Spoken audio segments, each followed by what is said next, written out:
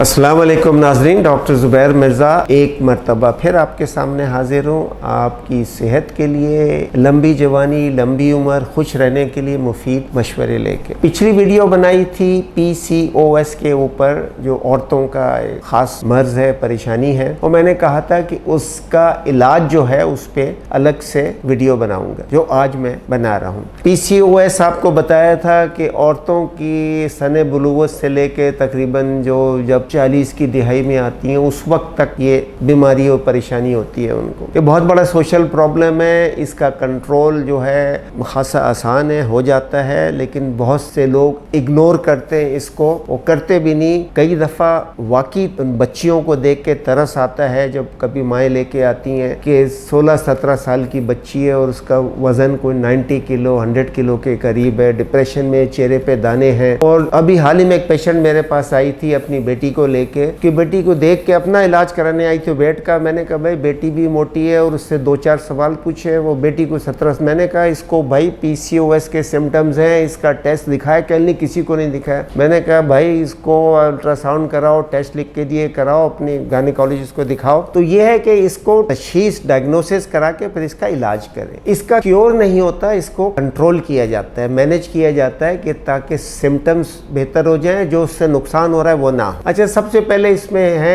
Lifestyle changes. Lifestyle changes से अगर हल्का फुल्का मसला हो तो वैसे ही कंट्रोल हो जाता है। उसमें 3-4 बुनियादी चीजें। नंबर 1, डाइट का बहुत खास ख्याल रखना है। लो कार्ब डाइट लेनी है, और अगर कार्ब्स लेने भी हैं तो सिर्फ स्मार्ट कार्ब्स, लो ग्लाइसीमिक कार्ब्स लेने हैं। नंबर 2, एक्सरसाइज करनी है रेगुलर, बहुत ज्यादा नहीं लेकिन रेगुलर एक्सरसाइज पे कभी वीडियो डालूंगा तो फिर बताऊंगा कैसे, औरतों को कैसे करना है, मर्दों को कैसे करना है। नंबर 3, फास्टिंग, इंटरमिटेंट फास्टिंग जरूर करें। इसके बहुत फायदे हैं। इसका फायदा अभी आगे एक और थोड़ी देर में आएगा जो बताऊंगा, लेकिन बहरहाल लाइफस्टाइल चेंज ये करना है फास्टिंग का। चौथा, स्मोकिंग ना करें। अच्छा, इसके बाद अब जो मेन मसला है, पहला मसला ये है कि नौजवान लड़की है उसके पीरियड्स को रेगुलर करना है, या औरत है 20-25 साल की, 30 साल की है, उनके पीरियड्स को सही करना है। अच्छा, उस पहले ये देख लें कि जिसका औरत का इलाज हो रहा है, अगर वो प्रेग्नेंट नहीं होना चाहती तो उसको ओरल कंट्रासेप्टिव्स देते हैं, जिससे उसके ये हार्मोन्स का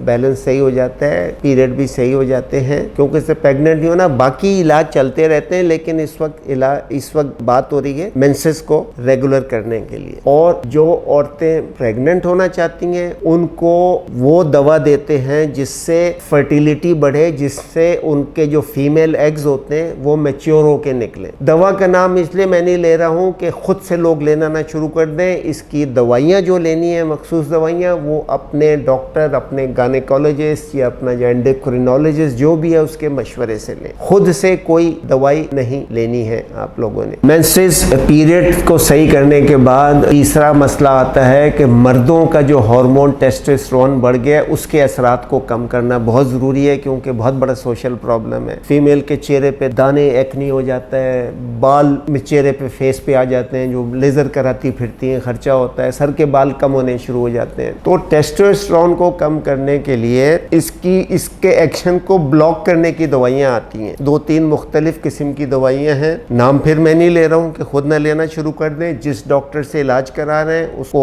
बता दें, अगर खुद ना दें कि डॉक्टर साहब इसकी भी दवा होती है तो बता दें, टेस्टोस्टेरोन के एक्शन को ब्लॉक करने के लिए। एक क्रीम भी आती है जो फेस के ऊपर जो दाने वाने बाल हैं उनके लिए भी, लेकिन ये दवाइयाँ डॉक्टर के मशवरे से, नाम मैं नहीं ले रहा हूँ। अब बारी आती है इसमें जो सबसे ज्यादा विजिबल चीज होती है, मोटापा। फीमेल का वजन मैंने कई वीडियोस में कहा है आइडियली तो 50s में होना चाहिए, लेकिन मैं अक्सर का 60s, 70s, 80s, 90, 110 और 120 की भी फीमेल्स देखी जो मेरे पास आई हैं वेट कम कराने, PCOS की। वेट कम कराना बेहद ज़रूरी है इसमें, क्योंकि एक वेट कम कराने से इसके खासे सिम्टम्स में बेहतरी आ जाती है और कई चीज़ों का रिस्क कम हो जाता है, खासकर डायबिटीज़ वगैरह का, हार्ट डिजीज़ का, और जो कमर और घुटने में दर्द है वो उसका भी मसला दूर हो जाता है। 5 से 10% वज़न कम होने से बेहतरी आना शुरू हो जाती है, लेकिन जैसे कि मैंने कहा कि आइडियली वेट फीमेल का 50s में, अनलेस के वो बहुत लंबी हो। अब वज़न कम कराने पे मेरे तो 18-20 वीडियोस मेरे चैनल पे, उसमें नहीं जाऊंगा कम करने में, बहरहाल आपको पता है। अब बारी आती है एक और हार्मोन की, इंसुलिन की, जो इनमें काफ़ी ज़्यादा बढ़ जाती है। इंसुलिन इंसुलिन को भी कम करना पड़ता है। इंसुलिन को कम करने के लिए जो सबसे बेहतरीन चीज़ है, मेरे कई वीडियोस में बताया है, वो फास्टिंग है, जो मैंने शुरू में जिक्र किया था। फास्टिंग इधर भी काम आती है, इंसुलिन को लेवल को कम करती है। इंसुलिन ही मोटापा बनाती है, फैट बनाती है। इंसुलिन कम होने से फैट भी कम होगी, इंसुलिन रेजिस्टेंस भी कम होगी, डायबिटीज़ का खतरा टलेगा, हार्ट डिजीज़ का खतरा टलेगा, बहुत सारी चीज़ें बेहतर हो जाती हैं। तो इंसुलिन को कम करने के एक तुमने फास्टिंग का, दूसरा एक्सरसाइज से भी कम होती है, लो कार्ब डाइट से भी कम होगी। और साथ में एक दवाई है, इसका मैं नाम ले देता हूँ क्योंकि ये बहुत कॉमन दवाई है, बहुत आसानी से देते हैं और आजकल तो अमेरिका में इसको एंटी एजिंग के लिए भी इस्तेमाल कर रहे हैं। इसका नाम है मेटफॉर्मिन। ये पाकिस्तान में ग्लूकोफेज के नाम से चलती है। ये शुगर को स्टेबलाइज करती है, इंसुलिन को भी थोड़ा स्टेबलाइज करती है, तो ये भी लेनी ज़रूरी है। लेकिन एक ध्यान रखें कि अगर इलाज के दौरान औरत प्रेग्नेंट हो जाए तो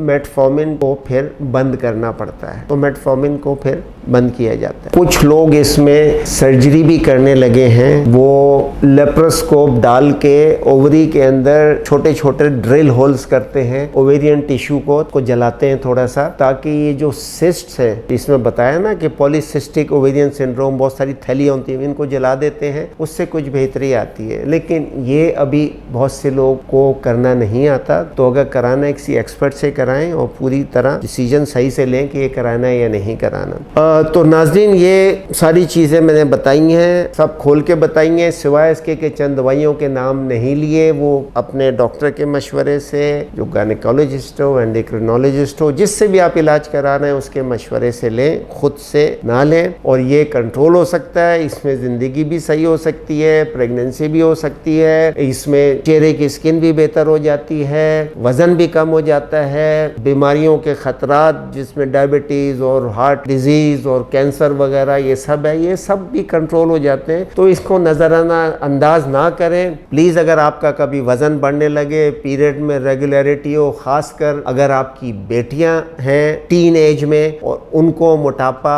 और पीरियड में कुछ गड़बड़ हो और चेहरे पे दाने और बाल आने शुरू हो जाएं, तो फ़ौरन डॉक्टर के पास ले जाके ये सब चीज़ें टेस्ट कराएं, इलाज कराएं। ज़िंदगी नॉर्मल, अच्छी, खुशी से गुजर सकती है, तो इसको बिल्कुल ख्याल रखें। नाज़रीन, अगर आप ये वीडियो पहली बार देख रहे हैं तो इसको लाइक करें, चैनल को सब्सक्राइब करें, नोटिफिकेशन बेल दबाएं, क्योंकि हेल्थ के ऊपर, लंबी उम्र, लंबी जवानी, सेहत पे बेशुमार मेरी वीडियोस हैं और भी आती रहेंगी, तो आपसे कुछ मिस ना हो।